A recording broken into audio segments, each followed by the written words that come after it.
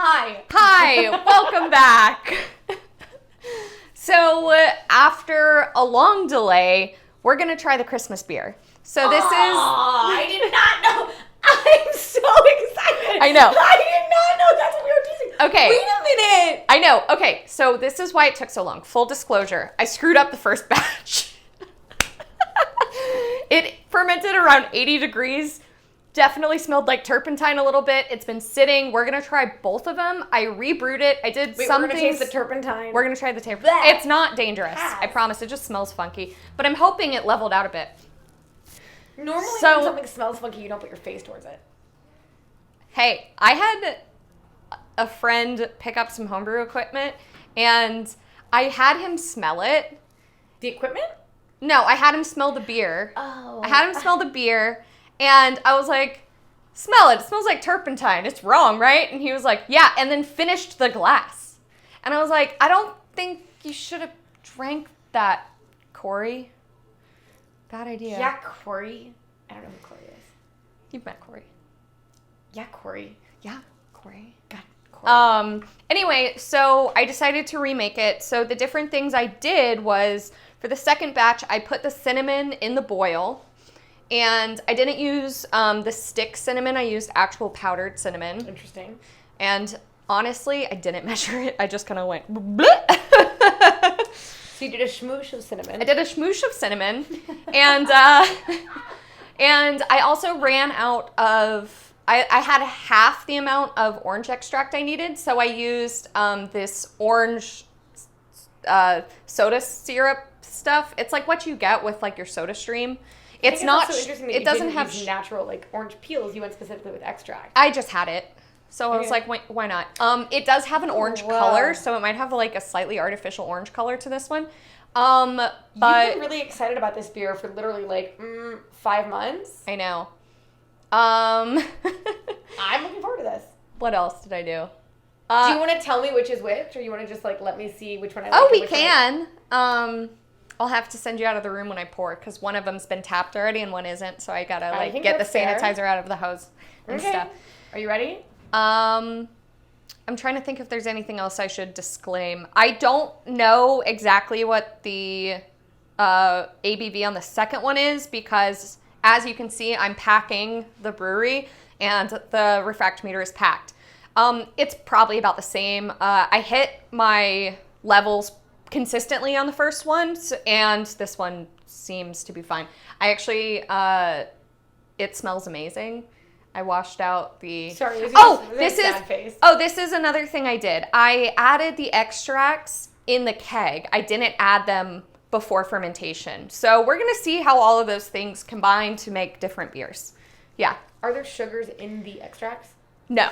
So they will not affect the fermentation. They will not affect the fermentation, only the flavor. But people were saying that the flavors of the extract could be pushed out by the yeast activity. So I was like, well, I may as well try it different after getting you guys' feedback, which I really appreciate, because you guys think about stuff that I never will. I've never used extracts before, so fun. I'm going to let you blind pour. Okay, so left nozzle is the new one. And I don't know how carbonated it is. It's been sitting at 40 PSI for 4 days, though, so it should be carbonated. And that one's extra carbonated. Okay, so I'm going to put the old one in the short glasses and the new one in the tall glasses. Oh, by the way, I also find the second one with gelatin, so it's probably going to be clearer. These are undercarbonated, but it's fine. Walking in and just looking at the two beers that were poured, I can tell you, if you told me these were completely different recipes, they look so different. I will tell you. I can also tell you that I find one with gelatin, but I'm not going to tell you which because it's a dead giveaway. Well, and here's the thing, like, just because this one's like, inherently I would think the one that was cloudier would be funky, like, would be the one that's bad, but the problem is the ones that are sometimes cloudy, I sometimes like those You're beers. going to know immediately. You think? Once you smell it. So visually, here's like, just even regardless, even if we're just visually, this one has like a... One is undercarbonated for sure, too. I can't even tell that now because they both have settled. Yeah. This one I can tell you is definitely clearer. It's more red. It's almost like it almost looks, when now you said the word gelatin, it does almost look like burnt cherry. This one is definitely cloudy. It's thick. This one looks like a proper amber. This one kind of looks like... This one even is not quite a proper This one looks like amber. the rye we made. But almost a red. And yet it's still clearer than a red. Like, it looks almost like sour. If you look at this, has a lot to do with it. blind looking, and I told you it was a cherry sour. Yeah. Right? Totally. Because it's that light. It's still clear. An amber or a red still has a little bit deeper coloring. Mm-hmm. This is still, like, the top of it is still translucent. This is like an apple cider. No, not beer, but like apple cider. Yeah. Okay. Can I smell? Yeah. I mean, yeah, now I have to. It's pretty obvious.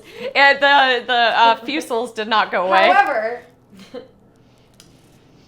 fusel, diesel, gasoline, turpentine, whatever you want to call it. Not good. This definitely has an... It's obvious which is which now. Yeah, this is that one. But the nose on this one is still not what I expected. Really? Because I get straight up orange. I can't place it. What? It's not just orange. It's like candied orange. Yeah. Like it's like candied the orange peel. orange and lemon. There's also lemon extract Have in you it. ever had the candied orange peels? Yeah. That's exactly what it smells like, actually. Because it's not orange. Because it's oranges have a brighter... This has a deeper... Mm-hmm.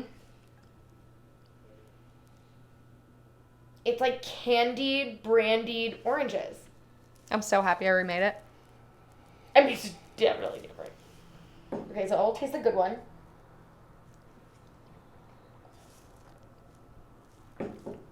A lot of beers have a lot of, like, different things. This tastes exactly how it smells. I know. It does. This is no mystery. It tastes like tea, doesn't it? Yes! That's what it's made after. So it's made after my grandma's orange spice tea recipe. This is why it doesn't just taste like orange. It's orange peels that are like, it's just the like oil, candy. Yeah, there is something tea-like. Because you know how when a tea bag sits in water for too long? Yeah. It's right before that happens. It's not. Yeah, it's got a little bit of astringency, for sure. But in a good way. Yeah. Yeah, just enough to like give it a depth. So many beers, so many times that we taste things, I'm like, ooh, that's like a journey, a travel. I think it's like a whatever. This tastes exactly how it smells. I think it's just because it's orange extract and lemon and whatever that syrup was. That syrup, honestly, was just like, it seemed like it was a less strong version of orange extract. It is undercarbonated. Even for me. Man, I had it at 40 PSI for 4 days. I don't know what's going on. So, before I come back to this, should I taste it or should I just leave this alone? I dare you to taste it. Oh, am I gonna hate it? I'll taste it if you taste it, but I want to plug my nose. No, then that doesn't count. Okay, what does this smell like? Let's do smell on this. It's not quite gasoline. It's like moldy orange. It's That's what it is. It smells like a moldy ass orange. compost. Fruit compost. There's so many fucking phenols and fusels and craziness happening in there. Yeah, it's a little bit of nail polish remover. Yeah. Do I really have to? Should I taste it? Do I need to?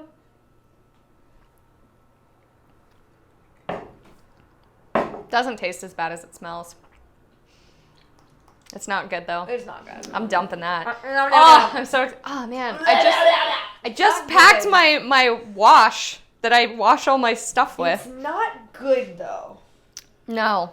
So anyway, what we decided. Okay. Are we going?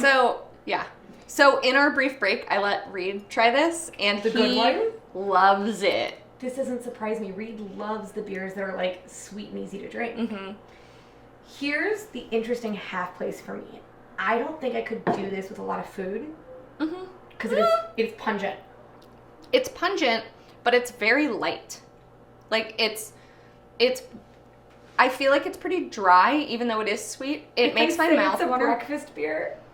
It's not a breakfast beer. Think about this with like banana It's like bread. an afternoon beer. Okay, brunch beer. Okay, it's a brunch beer. Like banana bread, muffins. Actually, French that would be toast. really nice because it's kind of got like the orange juice vibe. And because it's not, honestly, the fact that it's not super carbonated, if it was not a hot day. And Oh my! you I'm gonna didn't want ice carbonate this cold- more, but we've been having carbonation give us stomach issues lately, so I'm gonna leave some uncarbonated. But the less carbonation for me, because it's not It's not syrupy sweet. You know, but it's like a very citrus lightly carbonated tea. Yes, which is tea. I love that you brought up tea because it is that the stringency, but it's like 1 second before over teabagged. But if you think about like a pancake with whipped cream where it's like saccharine sweet, this would have the stringency to cut through the citrus. Ooh, this would be so good to make whipped cream with. Okay, so if you did like a vanilla whipped cream and added some of this to it. Or I only think of that because I just packed up my whipped cream canister today. You have cream canister? Yeah. Why do I not know this? I don't know, but you can borrow it whenever. I never use it. I got one because I got so used to using it at Starbucks. We did it when I was bartending. We would use it to foam stuff. Yeah. Whipped cream. Adding this might make it too liquidy, but to just reduce it. Dash. Think about the way that you would reduce a stout for a cake. Mm-hmm. This would, like a flan. It's like an orange marmalade almost. Like a flan. Yeah. Or cheesecake. Mm-hmm. This would make a really good if you marinated a chicken with it, because it's got the citrus. Or when they use beer for stew. Mm-hmm. But it might be a little too bright for stew, I think. It would be a very specific flavor, I agree. Yeah. But, like, that's why I think chicken would be so good, because I love chicken with orange. It's very flavorful. The big difference for me with this one, when you and I spoke about this, what we were expecting from it, the difference of this and the Oktoberfest is I can't drink this one fast. Yeah. I would take baby sips all day long. I mean, this is a fruited beer. Like, in the end, it is a fruited beer. Honestly, I was expecting it to be a little more cinnamony. I, threw a bunch of cinnamon in, and the boil smelled straight up cinnamon. Oh, see, I think it's the right amount, though. Too much would have been... I could have taken a little more, I think, but I really like it. It's so much balance of a little bit of everything. And I think that's what I mean, is I can't drink it fast, but I want a lot of little sips. I just keep taking these little, It's a very satisfying beer. Mm-hmm. Again, I'm so happy I remade it. Yeah. I would have been pissed if this was what I had to come out and tell you guys about. I think it's going to be exciting when you make this again, because what you're going to have to choose next year, so to speak, you're going to have a choice. You can either marinate and stay exactly in this same place, or you can make it lighter, make it more long-term drinkable. What about doing orange and vanilla next time? Like a creamsicle style? So that's... took the words. So if you go creamsicle, okay, here's the exciting part with the new brewery. You're gonna have some more technological interesting things if you put this on nitro. Ooh, oh my god, he's totally gonna make me get nitro too. This exact same flavor profile. It would be so good. What is it? Mother Earth. They're Cali Creamin'. But they do an orange. I don't know if you were here when we tried. I think you were. When we tried they make an orange Cali Creamin', and it tastes like orange juice. Was this outside when we were doing the tasting? Yeah. Yeah, I was hammered. Oh, okay. Well, wasn't this when we had the ladies over for? Yeah. Yeah, I can't. Be because we spoke to one of their reps, and she brought some because you can usually only get it at the brewery. But it's so good, and that's kind of what this reminds me of. It's so curious. I would be so curious about the texture with that, because it would serve that texture so well. And to add even just a touch of vanilla or a touch of nutmeg or a touch of Ooh, star anise. Or cardamom. Yeah, it would winter. Cardamom. It would make it more filling. It would make it more of a meal. But the concept of thinking about this like breakfast or like right after dinner, like that satisfying, warm by the fire feelings, adding some more of that spice, I think would be lovely. Yeah. Right this minute, it's light, it's drinkable, but you could drink this in the summer. The Oktoberfest, I could chug.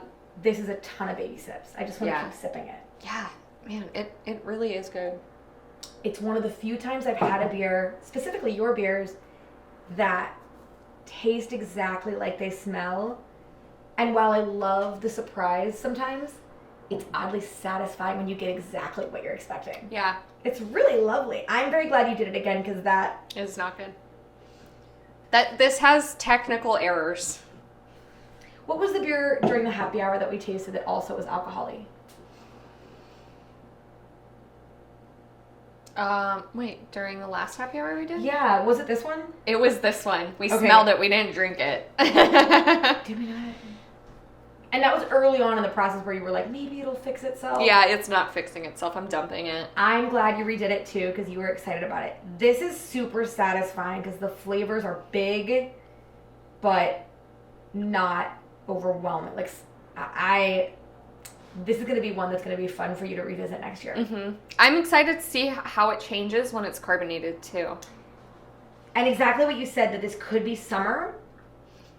What your first mission in the garage, taking this but lightening it somehow, whether it's, I don't know what malts or what blah blah blah. You know what? Maybe this can be the beer I brew with you. Yeah. I just need more extract. I'm excited. This was fun. I'm proud of you. Yeah, I like the idea of taking an amber and using different extracts with it too. Like that company that I got the extracts from, Olive Nation, they make a ton of them. They have like, well, I really, as we'll see in the next review, I really love blueberry, just everything. Like I drink like blueberry Red Bull, like blueberry blue, like any energy drink that comes in blueberry flavor, I'm obsessed with it. It's a thing, and I don't know why, but I love the fake blueberry flavor more than anything. And I'm really interested in trying that out for something, but I might have to just do hard cider. So the secret's going to be that hard cider, hard seltzer. Review we do is going to be the same night as right now, but we're going to change clothes. Shh.